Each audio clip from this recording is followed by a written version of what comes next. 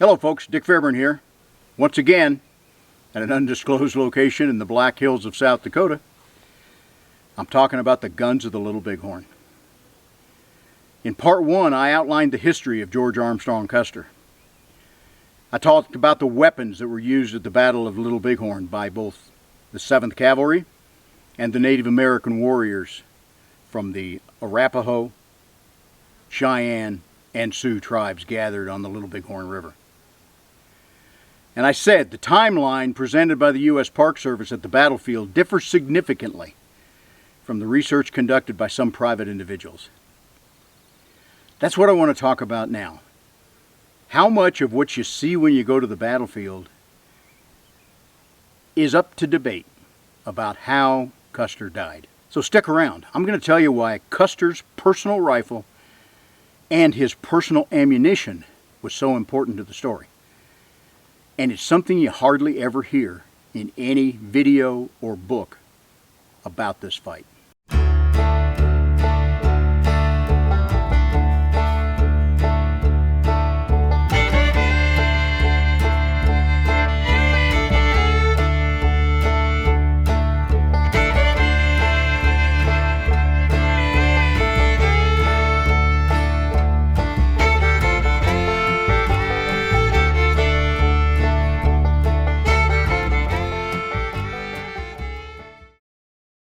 Now, when Custer's 210 men were found at Last Stand Hill and the area surrounding that, by Terry's column the next day, they were stripped, what we would call mutilated, what the Indians called victory marks. They would shoot arrows. Some of the women would use needles to pierce the eardrums of the dead soldiers, saying, now they can hear better what we're trying to tell them. But interestingly, Custer's body, while stripped, was not mutilated. Before the 7th Cavalry left Fort Abraham Lincoln in North Dakota, they'd received pay, and they'd had nowhere to spend it. So missing from those 210 soldiers is also approximately $25,000 in cash. As many as 300 to 400 weapons, carbines and revolvers. And based on the load that the cavalry carried with them into battle, which was 100 rounds of carbine ammunition and 24 rounds of revolver ammunition, that's over 25,000 rounds of ammunition for those 210 soldiers.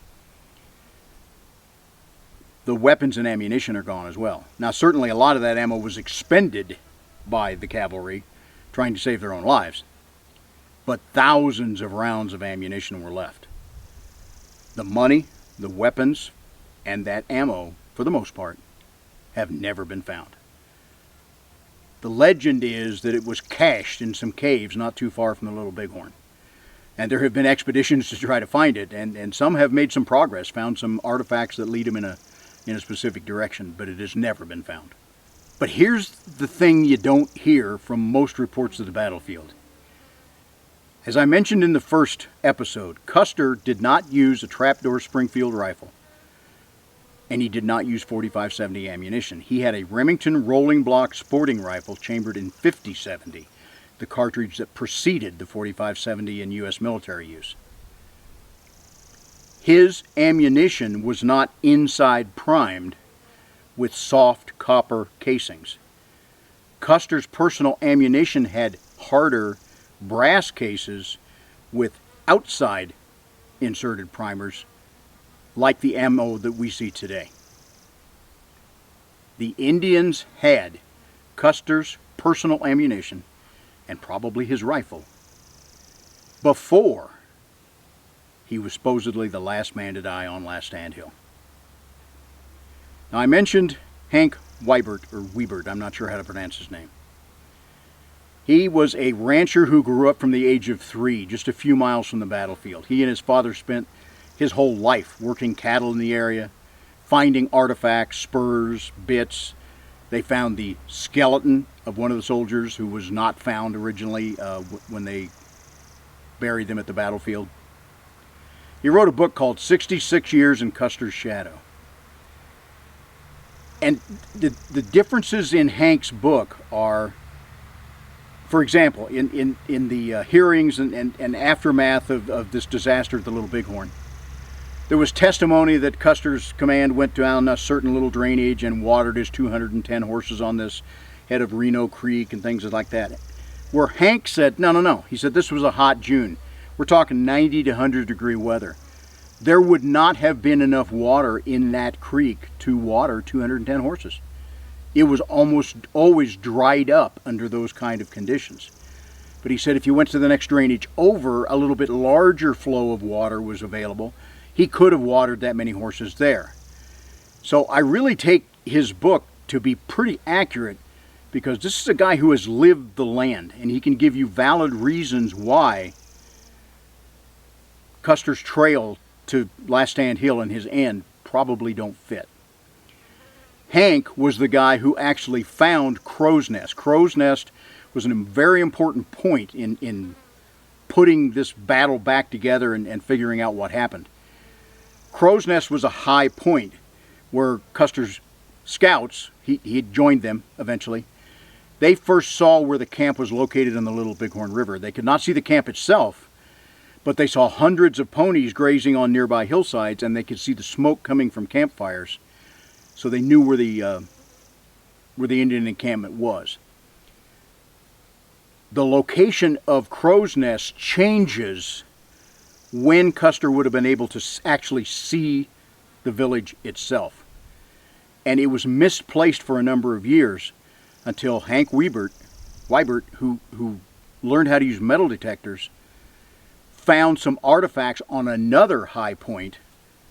And one of the artifacts he found was a 50-70 brass-cased loaded round outside primer. Custer's ammo. Custer had been there.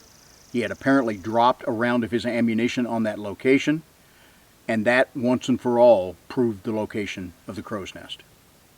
So this guy knows this country and knows this battle. Academic historians dismiss Henry Wybert's research and his artifact finds since he's not a trained archaeologist. But I feel his lifelong familiarity with the terrain around the battlefield allows him a perspective that the so-called experts simply can't understand. While his conclusion about who killed Custer is pure speculation, his discovery of the true location of the Crow's Nest and its view of the Indian encampment, and also the discussion of Custer's unique rifle and ammunition, illustrate important points overlooked by the National Park Service telling of this story. Here's the revelation. Custer's ammunition, brass case, outside prime 50-70 cartridges. Fired casings of that ammunition were found in Indian firing positions that were firing into the Last Stand Hill, where the bulk of Custer's command eventually died. The Indians had at least his ammunition and very possibly his rifle as well, long before the battlefield says Custer died as the last man on Last Stand Hill. After they did slaughter Custer's command on Last Stand Hill, most of those Indians then surrounded the Reno-Benteen battlefield, which is most of a mile farther to the south. They surrounded them on the evening of the 25th into the afternoon of the 26th, had them pinned down. Made it almost impossible for them to get down and get water for the wounded men and for the animals up on the defensive position on the ridge. A number of split 45-70 cases have been found in Indian positions that are firing into that Reno-Benteen battlefield.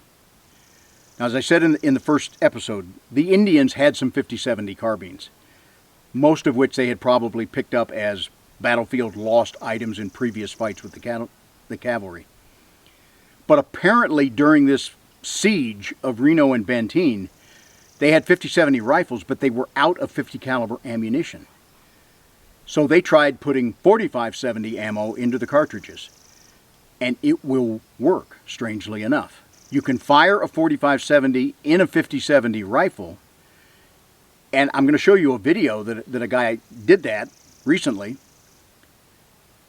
The cases split completely because the 50 caliber cartridge is so much larger, the chamber is so much larger than a 45-70 round. But he fired them over a chronograph and hit a steel plate at 25 yards. And he was still getting about 700 or 800 feet per second out of these cartridges instead of the 12 or 1300 that they would normally deliver. That's a pretty significant wound. So the 50-70 rifles could be used with 45-70 cartridges. Okay, so this is a 1868 Springfield trapdoor in 50-70, and this is a 45-70. And the reason why I want to try this is because I have it on good authority that the indigenous forces, I believe is what it was called. Yeah, I think that's what he said. Would use 45-70 in a 50-70 rifle to something that you could call effective, I suppose. We should at least get a chrono number off of it, though. Yeah. Okay. Let's try that. All right.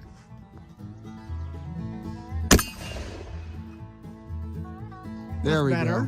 885. So it's That's about what I said. it's about 1,000 feet slower than it should be. No, not quite. It would be more like with these it'd probably be like 12 or 1400. Oh, okay. Depending. So about 400 to 600 slower than it should That's be. definitely enough to do some damage. Oh, that's enough to kill you. Definitely enough to kill you dead. That ruins those things. Every time. Okay, Man. well, yes, it appears to work. It appears that could work. Some of Custer's commercial brass-cased 50-70 casings, fired casings, were also found at firing positions the Indians used to put rounds into the Reno-Benteen battlefield. So his ammunition, once again, was in the hands of the Indians. Now on the 26th, Terry's column, which the 7th was originally a part of, was spotted by Indian scouts approaching from the north. They were approaching upriver from the north. That was the original plan. Custer was to scout ahead, find the encampment, hold a position until Terry arrived, and they would attack from both the north and the south. But of course Custer, being Custer, he pushed the attack early before Terry was available. When the Indian scouts saw Terry approaching with a large column of cavalry, they bug out. They broke their camp, they abandoned their siege of the Reno-Benteen battlefield, and they left. They probably had enough people, enough weapons, and enough ammunition to slaughter Terry in an ambush. But they decided enough was enough. They kept their weapons and ammunition for future needs of hunting or future fights with the cavalry. So on the 26th of June, 1876, Reno and Benteen were free, made contact with Terry, and it was at that point they finally found out the outcome of what happened to Custer and his 210 men. So in my opinion, it was simply Custer's desire for fame and glory that led to his demise, and led to the demise of much of the 7th Cavalry. 210 men under his immediate command died. Approximately 268 total of the 7th were killed by Native American forces in that fight. In the past, Custer was known to be ruthless, cruel, and absolutely fearless. His tactics were always to surround an Indian encampment from both ends, take hostages if they could to demoralize the fighters, but to trap the most Indians possible for slaughter. He did not necessarily want to move these Native Americans back to the reservation. He wanted to just kill them. And he split his forces thinking that was the best way to attack.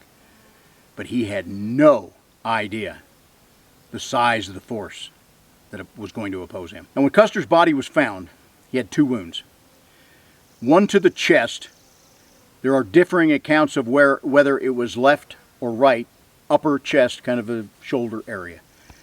But the ones that I've heard most common is that he was hit in the upper left chest. He also had a pistol wound, they thought, to the left temple, or slightly forward of the left temple in his head.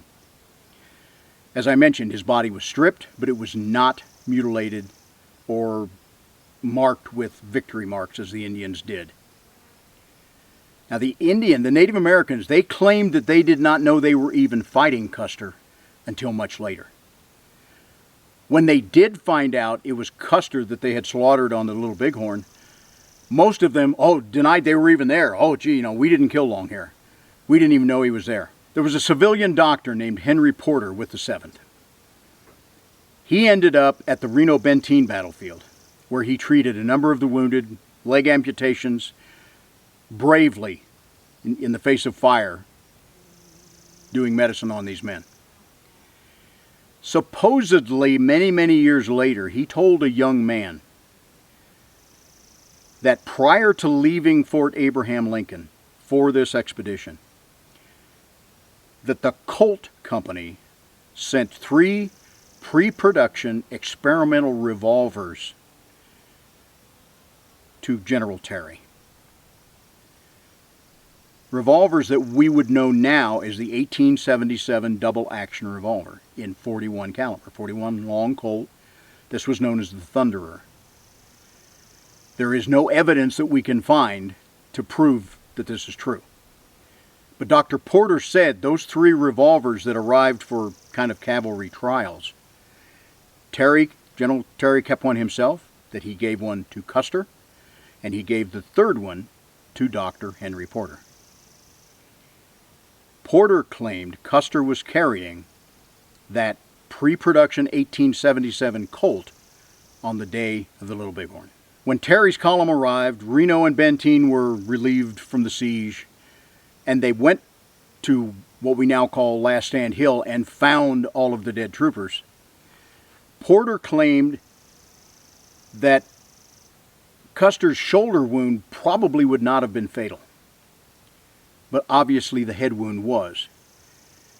Porter told this young man that the projectile from the head wound was just barely sticking out the offside of Custer's head. That he took a scalpel, cut that bullet out. He said it was a sharply pointed 41 caliber bullet that was an exact match to the 41 long Colt experimental ammo he had for the for the handgun that General Terry had given him. Now, when the 41 long Colt cartridge went into production, it did not have a sharply pointed bullet. The sharply pointed 41 caliber bullets were generally used in the 41 caliber rimfire Derringers, the over-under Derringers of that time frame. So is it possible that pre-production 41 ammo was made with those existing sharp point bullets? Because according to Dr. Packer, both the revolver and the ammunition was experimental. No revolver was ever found for Custer. Tradition said that he had 2 English Bulldog revolvers with him for sidearms. Dr. Porter claimed he had this 1877 pre-production Colt Thunderer. No proof. But if it's true, if that 41 caliber projectile was removed from Custer's head by Dr. Porter, could that have meant he committed suicide? Now, he's a right-handed shooter. He shot in the left fore ahead of his temple, and he had a shoulder wound, probably in the left shoulder, which would have compromised his ability to use a revolver to commit suicide forward of the temple with his left hand. But that's the story that Dr. Porter told this young man. And that story has been reported in a number of magazines and things over the years. He told the young man, don't tell anyone this story until after Libby Custer's death. I don't want her to know that George might have committed suicide.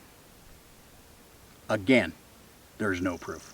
Here's another claim from the Indians' perspective about Custer's head wound.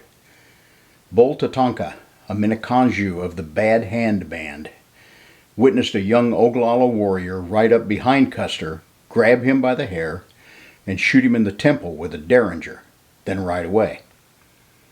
Another witness, Little Hawk, who rode with Crazy Horse, testified he saw the same event and said the warrior who shot Custer was only 15 years old and a Minneconjou Sioux.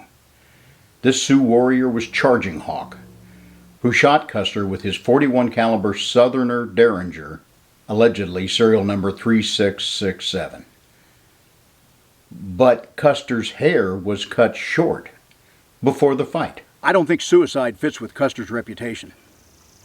He was utterly fearless. Now, there were reports of suicide among the troopers, especially towards the end of the battle. And it was common in the cavalry to say, save the last round for yourself. That's better than being taken captive by the Indians. In fact, the Indians first claimed that they didn't kill any of Custer's troops, that when they attacked, all of Custer's troops committed suicide. So we're not bad guys, we didn't kill them, they killed themselves. Of course, denial is a very powerful thing we see in all kinds of incidents like this. Hank Wiebert, the guy who wrote 66 Years in Custer's Shadow. He has a different theory about how Custer died. One of the prominent scouts, along with Custer, was a man named Mitch Boyer, or Boyer. He was said to be a half Crow, half white scout. Wiebert has discovered evidence to suggest that Mitch Boyer was not Crow, but in fact was half Sioux, because he disappeared for various times, and it was thought that he had actually gone to the Sioux camp and maybe warned them ahead of time that Custer was coming. At one point, he showed up wearing a Sioux jacket that he could have only gotten from them. Wiebert's theory is that Reno was ambushed because Mitch Boyer warned the camp what was going to happen. And Wiebert feels that Boyer, the scout, shot Custer in the head when they approached Ford D, the actual river crossing, and that then he was killed by troopers while he was trying to escape. Again, no proof. But the most likely scenario, if you believe all of this evidence together, is that Custer died probably pretty early in the fight, with both a shoulder wound and a head wound. His men, no doubt, took his body in the retreat back up Last Stand Hill, where they formed a defensive skirmish line, last stand, to try to resist the attacks of the Native Americans. So there's no proof that Boyer was involved in this at all. But there is, in my opinion, pretty compelling proof that Custer died early in the fight, and that the Native Americans had both his .50-70 sporting rifle and his brass case outside primed .50-70 ammunition, because we know those cartridges were fired into the Last Stand Hill from Indian positions. We will never know exactly what happened to Custer and his immediate command. There were a couple of survivors who had been sent back to find Reno and Benteen with messages: large camp, hurry, bring the pack string. Benteen was essentially in charge because Reno was combat ineffective. Benteen chose not to send support when he received those messages from Custer. Undoubtedly a contributing factor to all the deaths there. So the only real survivor was Captain Miles Keogh's horse, named Comanche. Comanche was found on the battlefield. He had been wounded 7 times. He was taken back to Kansas, nursed into good health, and died in 1891 at the age of 29 years old, which is a mighty old horse. Comanche the horse has actually been taxidermied and is on display at the University of Kansas Natural History Museum. Obviously, that lone survivor can't tell us what happened. If you're a Western history buff, a visit to the Little Bighorn battlefield near Garryowen, Montana is a must. Even if I disagree with some of the details that the National Park Service tells you in who went where and when and how folks died, it's a wonderful place to see. We have reached the point where we feel that both sides of this fight were fighting for their people and for their country. So when you go there now, there are monuments to both the cavalry who fell and the Native Americans who fell. There are headstone markers marking the point where fighters fell. White ones for the cavalry, red ones, sort of, where the Native Americans fell, because they were both fighting for their people. They were both fighting for their country. It's a powerful place to visit. It's very interesting to see the lay of the land. This is not flat plains by any means. These are some pretty rugged rolling hills, steep draws, and the Little Bighorn itself is a very meandering stream that's difficult to cross in most locations. My final thought about the Battle of the Little Bighorn is that, you know, despite the lack of hard facts about Custer's demise, it proves those who seek glory often find it, just not quite in the way their imagination pictured it. Folks, I hope you've enjoyed this two-part series. If you hadn't seen part one, please go back and have a look at it. The guns of the Little Bighorn are interesting because of the time period, that transition from muzzle loaders to early cartridges, inside primed rounds to outside primed rounds. It's just a fascinating period of American history. So folks, if you like these videos, please subscribe, resubscribe, give me a thumbs up, and whatever you do, y'all be safe out there. Okay, we got them both here now. You ready? Bud got one. Ginger got one.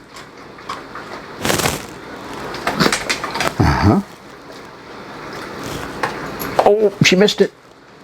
She usually gets them, doesn't she, Bud? Okay, girl, last one. You ready? You ready? Yeah! That's all there is till next time.